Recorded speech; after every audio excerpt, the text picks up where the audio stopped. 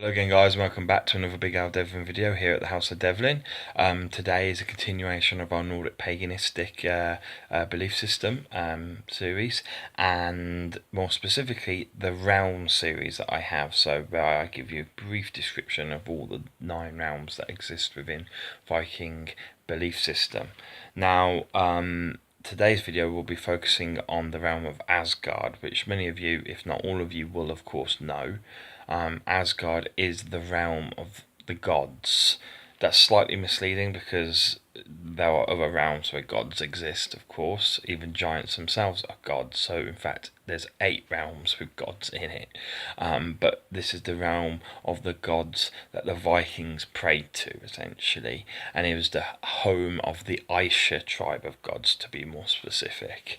Of which, of course, would be Odin, Thor, Loki, so on and so forth. All the Boulder, all the Untyr, all the main gods resided here, and made it their home.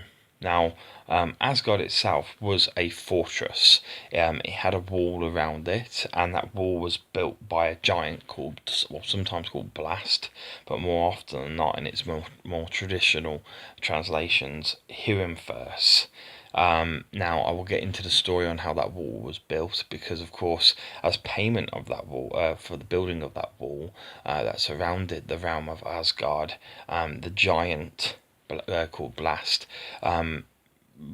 asked for the payment as payment the hand of Freya in marriage, and you can bet your bottom dollar that did not happen. But I don't want to give too many spoilers as to how that was avoided, or whether it was the giant's fault.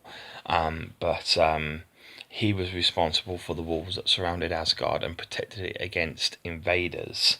The interesting thing about Asgard is that it itself was divided into 12 further realms. So Asgard is one of the 9 realms of the cosmos, but it was divided into 12 further realms, where within each realm, each of the principal gods of the Viking pantheon, essentially had one of their palaces or halls, as they would have been called, of course. Now, of course, we all know the most important hall to consider, or at least the one that had most mention within the history books, and that, of course, was Valhalla, the home of Odin. And so Valhalla was much more than just a hall for the dead that Odin chose and brought to Asgard. It was his home within Asgard itself. There were certain very sort of key areas within Asgard, also geographically, that were often visited by the gods for particular reasons.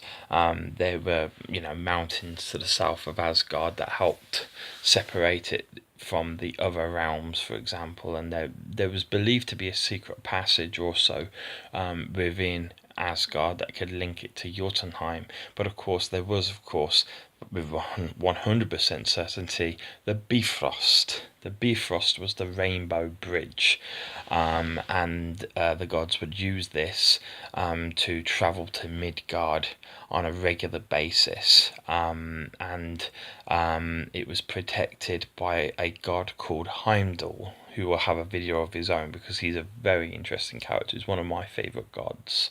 But Heimdall was a guardian of Asgard. Essentially, it was his duty to protect Asgard from invasion almost single-handedly if needs be. He was a very powerful god when it came to fighting. But he had other tools that he's, at his disposal, as well as just being able to swing a sword, which made him useful as a guard. Now, as I say, there were other areas other than simply the Bifrost and the potential secret route to Jotunheim that existed within Asgard geographically, and the most important of these areas was the plain of Idavol, or the plain of Ida. Now, the plain of Ida is where the Aesir met up to decide on important issues. So the gods, they ruled over the 9 realms. Yes, Odin was their king, and yes, he had veto. He could ultimately make the final decision if he disagreed with the other gods, but he would certainly take their counsel in such an area, and he would often be swayed by, if it was a hard decision to make, by almost a democracy amongst the gods, and it was at the plane of Ida where this occurred. It wasn't a daily thing. It was just when they went there to discuss the important issues of rulership. When something big happened, or when, for example, Freya used, for example, her cedar magic to see into the future, or Odin again did the same to see into the future. If they could predict a particular event, they would come and they would meet and they would discuss how to possibly avoid that event or sway fate in their favour if it wasn't going to be in their favour, or they didn't predict it as being in their favour. Now, when they go to the halls of, the plane of Ida, the gods and the goddess actually segregate themselves according to gender. The gods, the male gods, assemble in the hall of Gladsheim, whereas the goddesses would have assembled themselves within the hall of Vingolf. Just a minor fact, men and women, and that went amongst the gods as well, were equal within Nordic society, but they were recognised as being different. And so, under certain, you may have had the women discuss, or the female goddesses discuss facts that were more appropriate for females to discuss, and the gods, or the male gods, may have had opportunity to discuss, topics that were better handled by them, perhaps aspects of war, for example, because or those kind of things, basically. So that's why they segregated themselves typically. However, one of the things about the gods within Asgard is that on a daily basis, without failure, unless they had a very good reason, they would always meet daily, on a daily basis, at the Well of Erd, which was at the bottom of Yggdrasil, and it fed Yggdrasil. And they would meet with the Norns and discuss the possible fates to be. So that was a big part of being a god. They considered themselves actually not. They wouldn't discuss necessary fates. That was down to the Norns, the immediate fates of men, and that the gods weren't really interested in the short-term aspects.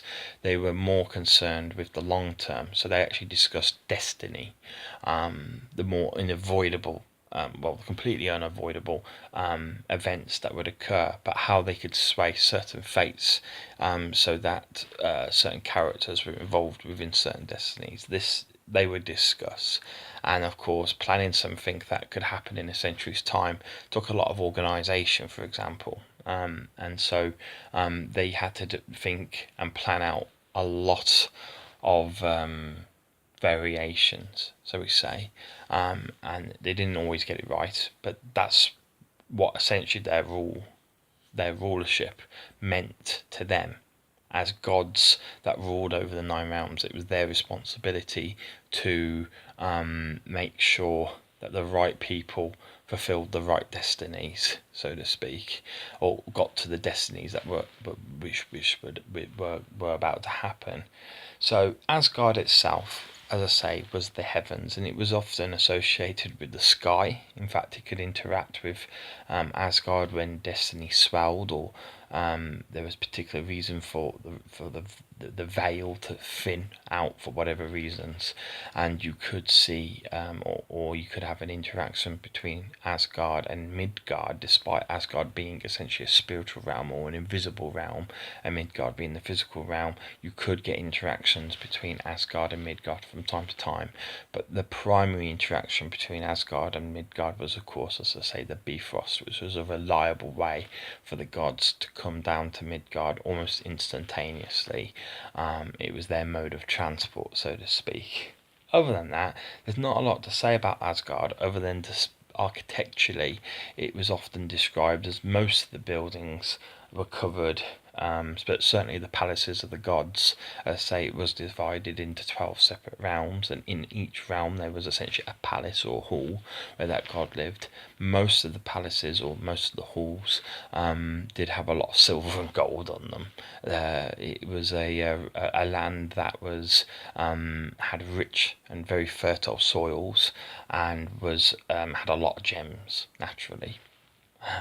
I don't know if that's important to know, but it's a fact again that was, well known amongst the Vikings, that Asgard was full of gems, and it's not that they'd been taken from the other realms, it's just they were naturally occurring there and found there. So that's my brief description of Asgard and its impact, or certain roles that the Asgardians played on a daily basis to make sure that the other realms sort of were controlled as best as possible, and they fulfilled their duty of rulership. That is the Asgardians themselves. Okay guys, thank you for watching. I hope you enjoyed the video, and I'll see you soon.